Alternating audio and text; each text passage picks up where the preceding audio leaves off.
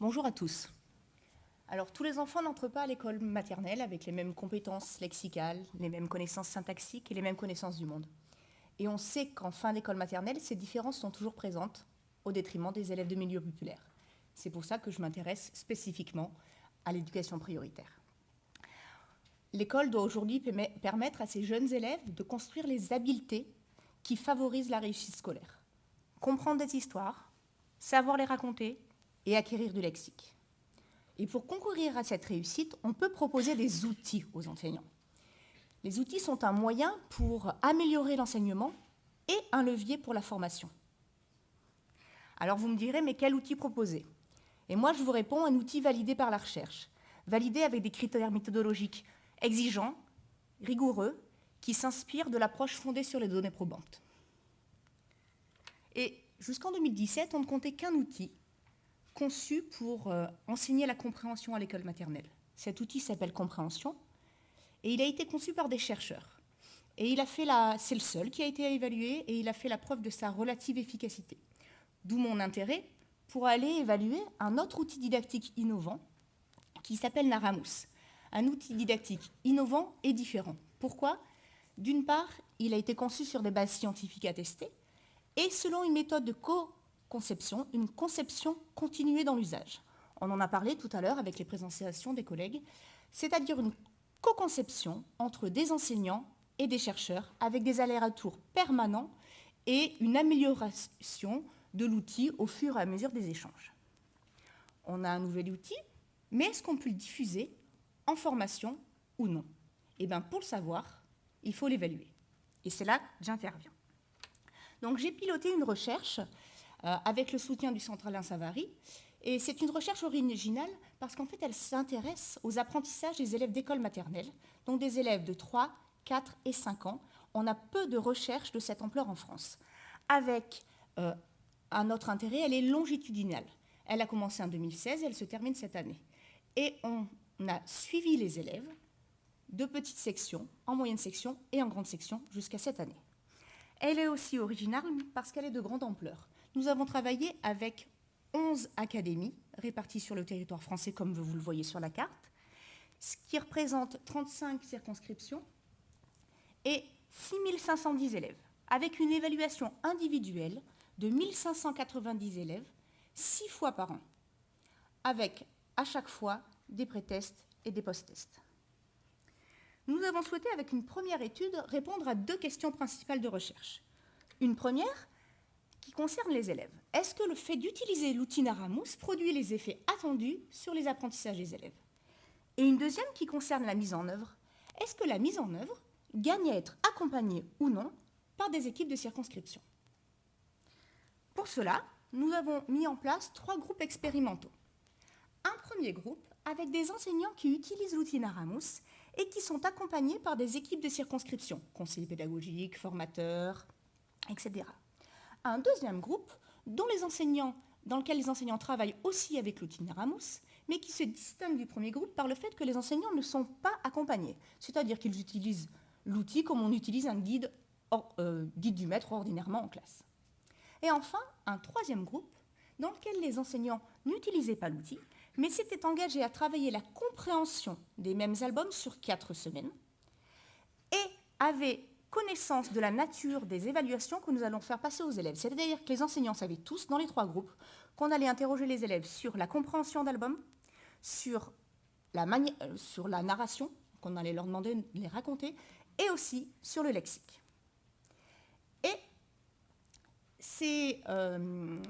les élèves avec lesquels nous avons travaillé dans ces 3 groupes ont travaillé 3 albums par année. C'est-à-dire que les élèves de petite section ont travaillé 3 albums, les élèves de moyenne section 3 albums et les élèves de grande section 3 albums. Et nous leur avons proposé des épreuves, on va dire classiques en psycholinguistique, avant enseignement et après enseignement. Les épreuves étaient de 3 natures. Une première, rappel de récit. Alors vous allez me dire comment on évalue un rappel de récit chez des élèves avant enseignement.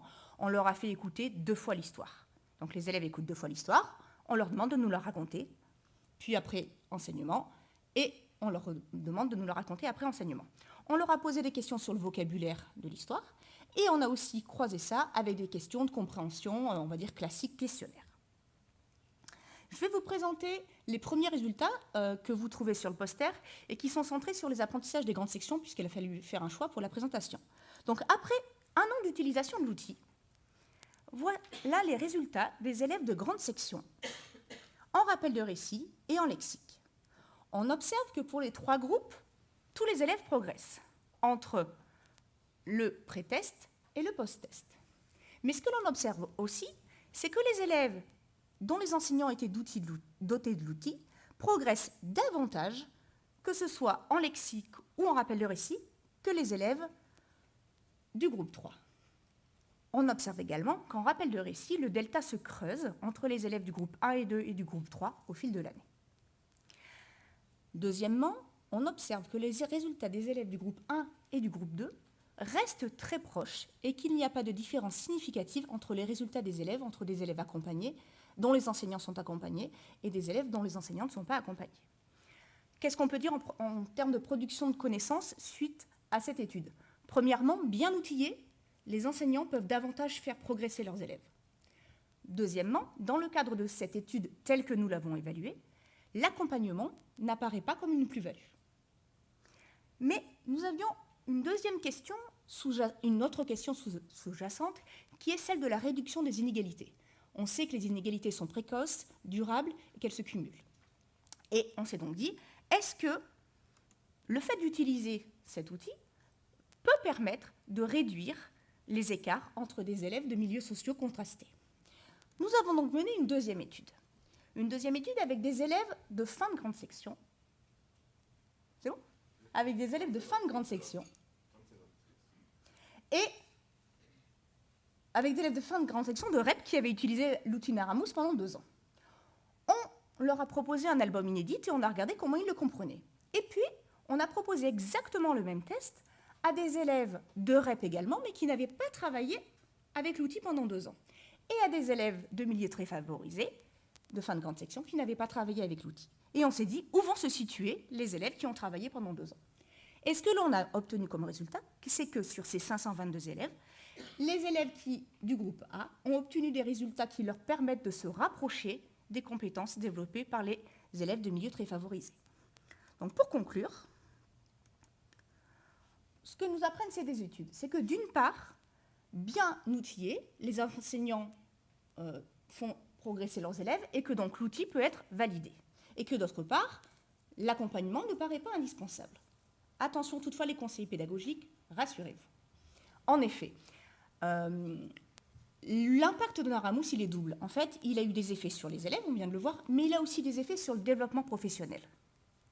En effet, quand on regarde l'utilisation de l'outil chez les enseignants, on voit qu'il génère des transformations dans la manière d'enseigner qui vont au-delà du seul domaine d'enseignement de Naramous.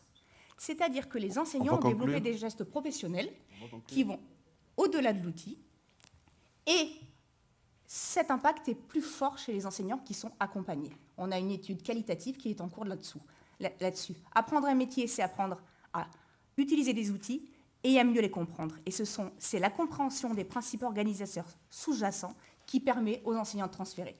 Et c'est là que je vais m'arrêter. Je vous remercie.